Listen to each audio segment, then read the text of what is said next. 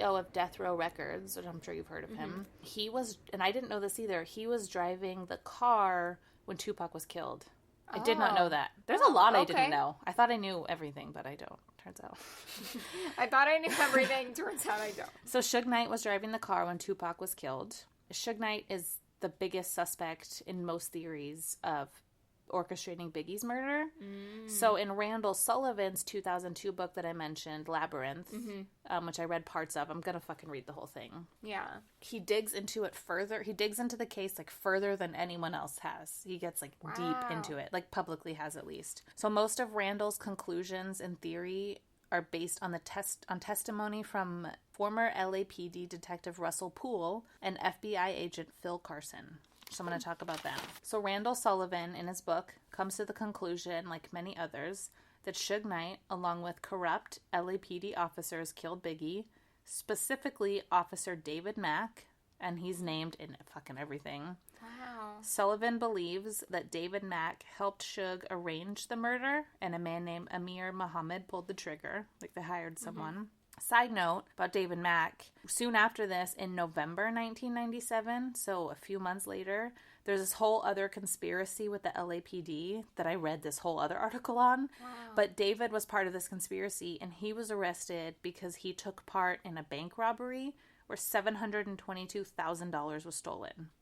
An LAPD police officer.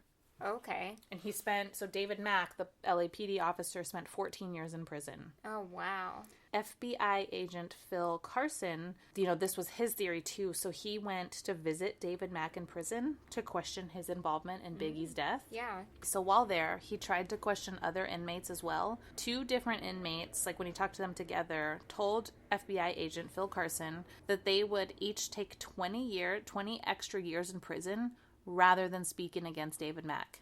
People were more scared of David Mack than Suge Knight. That's sad and scary. Another inmate, when asked about Mack, said, quote, "No, I say one word about David Mack, I am a dead man." Like, no one would say shit about him. Well, at least they knew. Like, there's only so much preservation you can have. Like, yeah. Dude, the corruption gets deep in this. Wow. So Phil Carson kept digging and doing research, and he was certain he had enough to take this to court. That Suge Knight and David Mack were behind it. They orchestrated it, but he was stopped by the FBI. According to him, they said his testimony would destroy the LAPD and hurt the relationship between the LAPD and FBI, and they couldn't risk that. That the FBI was trying to build a relationship with the police, and if he brought this to court, he would win and destroy the LAPD, and it would ruin their relationship. That's so hard because it makes you think, from the FBI standpoint, you're like, okay, this one case gets solved, and they get outed, and that's greater good. But we need to invest all the murders that happen in LA, and that's greater good. So which greater good do you pick? Yeah, but it gets worse when you hear this. Oh, Hold on. You might change your mind after this. Carson says he was told the FBI and the LADP were, quote, interdependent, and it would be insane to jeopardize that, quote, just to solve the murder of a 400-pound black crack dealer turned rapper. They said that? Mm-hmm. So, like, I get it, but also, like, fuck you. Yeah, that's not fair. That person's a victim. Yeah. Carson said he took the case to he tried to take it to the U.S. attorney on his own. And, of course they can't, like, protocol or whatever. But what's interesting is, so, quote, according to FBI agent Carson, quote, the standard practice, universally practiced, was that when the U.S. attorney's office turned down an FBI case, it provided a letter of declination, I think that's how you say that, laying out the reasons for the decision. In this instance, however, the assistant U.S. attorney who had been assigned to the case refused to provide such a letter. So, refused to even tell him why. They were just like, nah, we're good. Wow, okay. LAPD officer Russell Poole, who I mentioned earlier, again, was digging into the case. He was ordered to stop his investigation into Biggie's murder. So he was trying to help the FBI agent, and he was digging into it. Yeah. And the cops ordered him to stop. They're like, fuck off, and then forced him to retire early. That makes me think they were involved. All this, they definitely were involved. That's very weird. Other people think Diddy had Biggie killed. Oh, so the theory is that Suge Knight, was behind it, And hired... Because, like you said, retaliation for killing Tupac, because he was with Tupac. And Suge Knight was West Coast. And West right. Coast. So other people, and I don't love this theory, and I don't, but there are some people who think that Diddy, who was like fucking Biggie's best friend and his producer, that he had Biggie killed. And that's because, this is a theory because so after Tupac died, Death Row Records released Postmortem? Yeah, whatever. They released Tupac's album after he died, Oh, yeah. and it blew up, and they made so much money. So then the theory is like, oh, Diddy wanted that for his record, so he killed Biggie so he could release an album. Money. Which, yeah. I don't know if that has a lot of stock. I feel like it's more likely that maybe Diddy had Tupac. Like, you never fucking know. It's crazy. Yeah. Well, also, it seems like the LAPD are so involved. Like, they wouldn't have been involved with Diddy's. Well, I mean, maybe, but... No. And the LAPD, honestly, have, like, some of the most corrupt motherfuckers in, like, any other... Like, they're... Yeah. We just know that the LAPD, especially in the 80s and 90s, were so fucking corrupt. Yeah. Just like I said, to boost I feel his career. There's more evidence of the LAPD theory than this one. But I haven't researched it on my own, but according to what this is. Yeah. Diddy's former bodyguard, however, has spoken out and thinks he killed Biggie, which is interesting. Diddy did?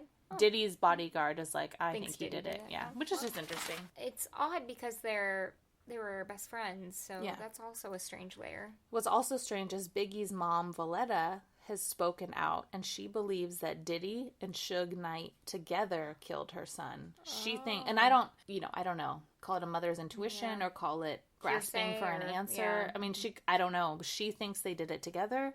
And then, of course, there's the theory that neither Tupac or Biggie is dead. People think that Tupac is in Cuba, and some people, there's a picture from like a wedding reception, and people from 2016, and people think Biggie's in it. So like... But why would you just go off the scene like that? No fucking idea.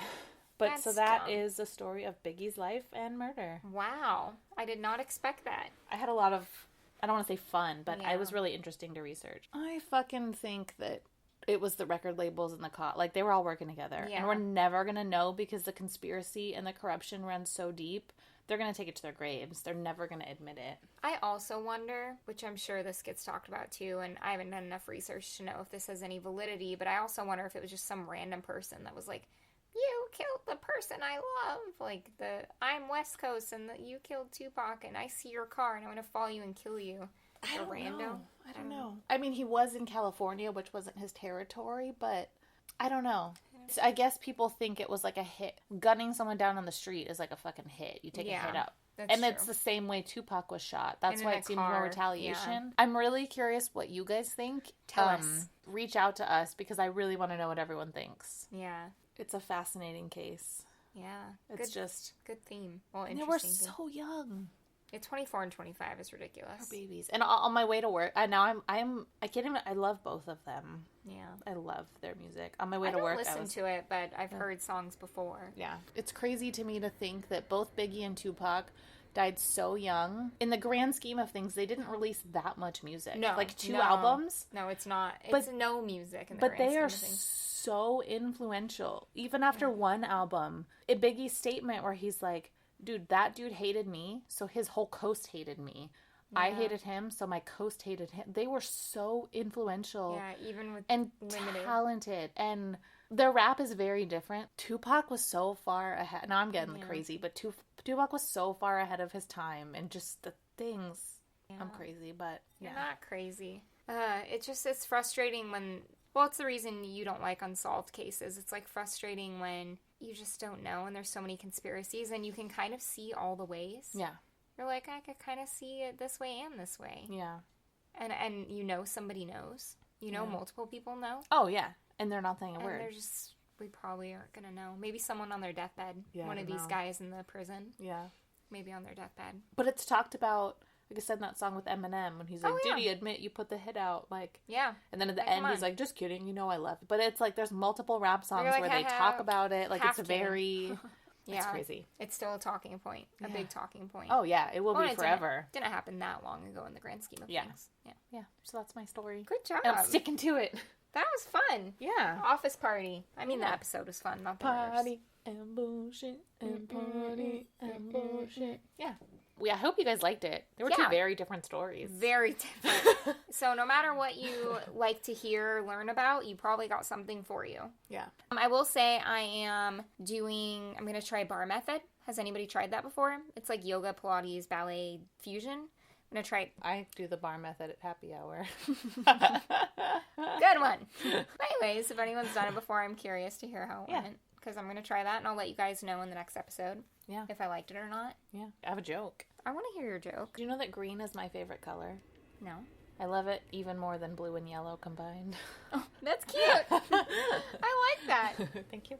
I was thinking, since we're talking so much about Christmas music, what librarians' favorite Christmas songs are. Definitely Silent Night.